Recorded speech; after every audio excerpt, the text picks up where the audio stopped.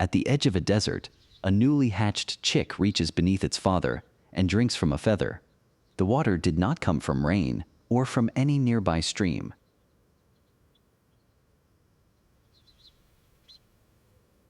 Minutes earlier, that same father was still crossing the open plain, carrying a dark patch of wet plumage through air that was growing warmer with every beat of his wings.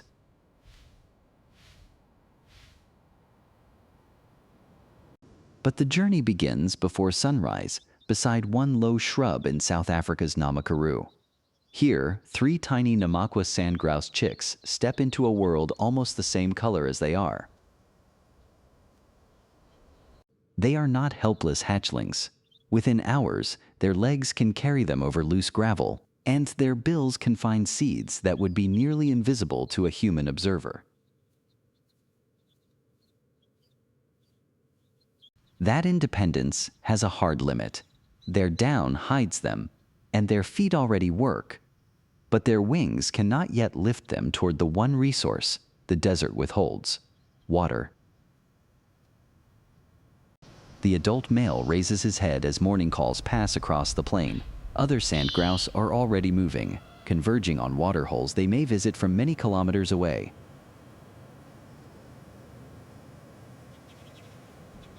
The chicks can collect their own breakfast, but every dry seed increases their need to drink. Until they can fly, distance turns thirst into a problem only a parent can solve.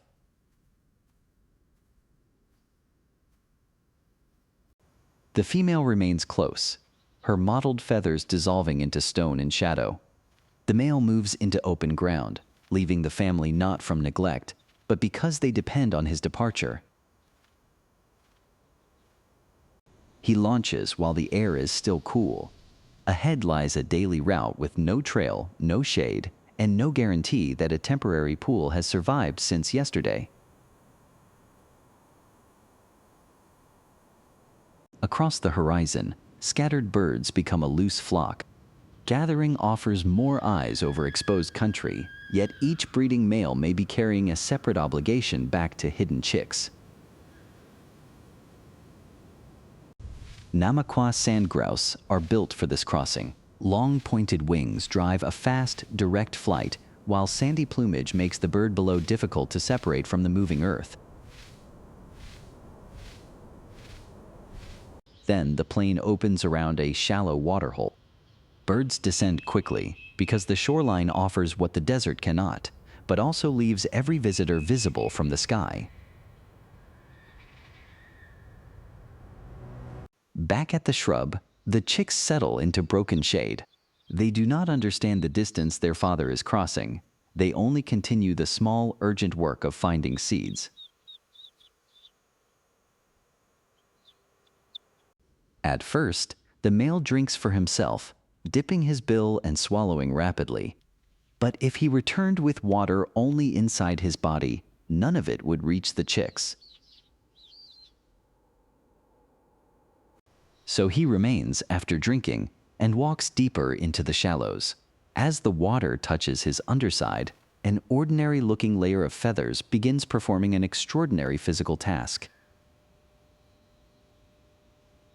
The male lowers his belly and rocks gently in the water. He is not bathing. He is loading a delivery system evolved specifically for families separated from reliable water.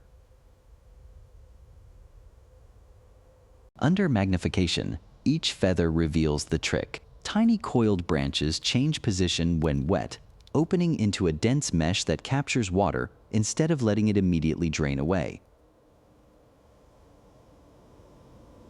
The chicks possess no such solution of their own. They can follow their mother, hide among stones, and feed themselves, yet for these first flightless weeks, water must come to them. When the male steps onto the bank, his belly is visibly darker.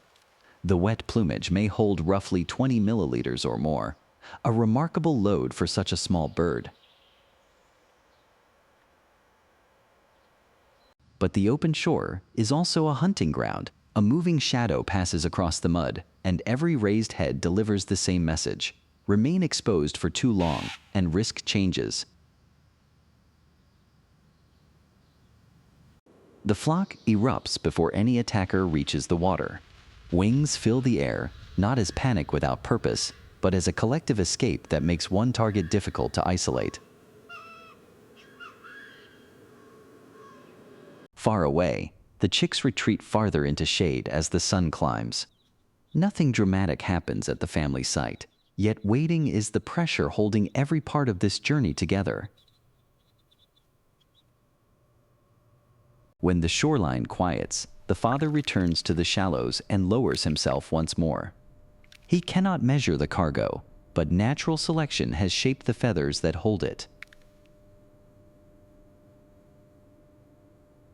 Now he leaves carrying water outside his body. The first wing beats shake free a few droplets, but the deeper supply remains trapped among thousands of flexible feather structures. The return can exceed 20 kilometers for some males. Every kilometer exposes the wet plumage to moving air, while the landscape below offers almost no clue that 3 chicks are waiting.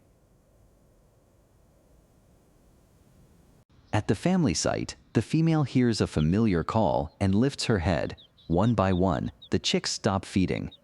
Their response begins before the returning bird appears.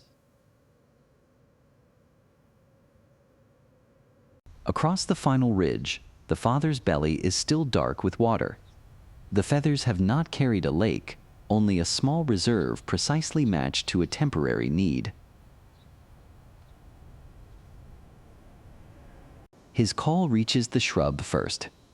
Then the male drops toward the gravel, slowing above the place where the family has waited through the steadily warming morning.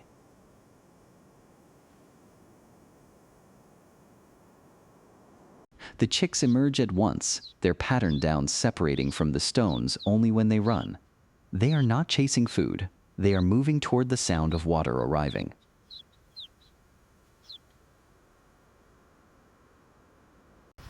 The father lands and folds his wings.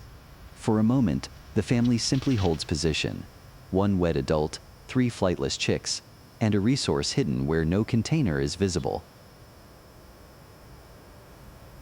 1 chick closes the final distance and reaches beneath him. Its bill finds the wet feather tips, repeating a behavior first described by observers more than half a century ago. The chick takes a feather tip, draws out a droplet, and swallows. This is neither milk nor regurgitated water. It is liquid held between specialized feather branches throughout the flight. After drinking, the chick releases the feather and returns to searching for seeds. There is no miraculous recovery, because this was never a rescue, only a delivery made extraordinary by its design. Soon, these chicks will cross the desert under their own power. Until then, the feather from the opening is more than plumage, it is the bridge between hatching and flight.